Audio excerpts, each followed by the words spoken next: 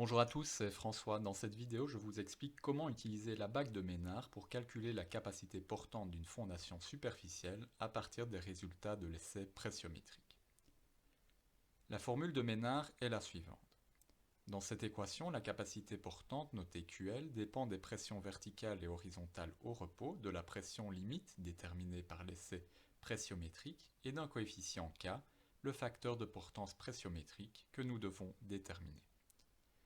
Ce coefficient K dépend de la catégorie de sol, de l'encastrement relatif de la fondation, donc du rapport HE sur R, avec HE simplement la profondeur d'encastrement dans le cas d'un sol homogène, et R le rayon de la semelle ou la demi-longueur de la base. Et enfin, K dépend de la forme de la semelle, donc du rapport L sur 2R, qui vaut 1 dans le cas d'une semelle carrée et l'infini dans le cas d'une semelle filante. Voici maintenant la bague que nous avons à notre disposition pour déterminer le facteur de portance pressiométrique K, en fonction de la catégorie de sol, de l'encastrement relatif et de la forme de la fondation. L'utilisation de cet abac est certainement ardue pour le néophyte, d'où cette courte vidéo explicative. La première étape, c'est de déterminer la catégorie de sol. On distingue différentes catégories en fonction de la gamme de la pression limite et de la nature du sol.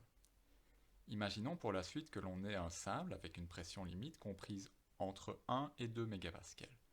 On a donc un sol de catégorie 3. Dans la bague, il y a un couple de courbes par catégorie. La courbe supérieure correspond à une semelle carrée et la courbe inférieure à une semelle filante.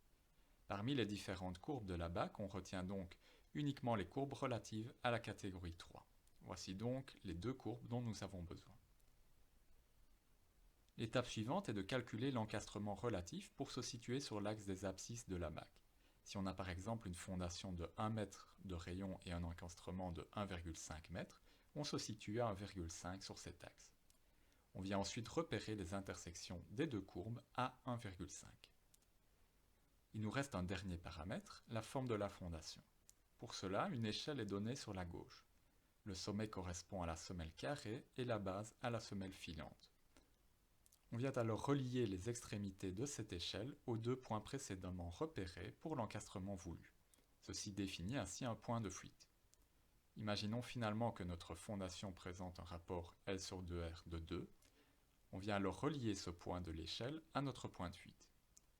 Il nous reste à regarder le point d'intersection à la verticale de l'encastrement de 1,5 et lire la valeur de notre coefficient K sur l'axe des ordonnées, soit 1,75 dans notre cas. Voilà, j'espère que cette vidéo vous aura maintenant permis de comprendre comment déterminer le coefficient pressiométrique de la formule de Ménard grâce à cet abac.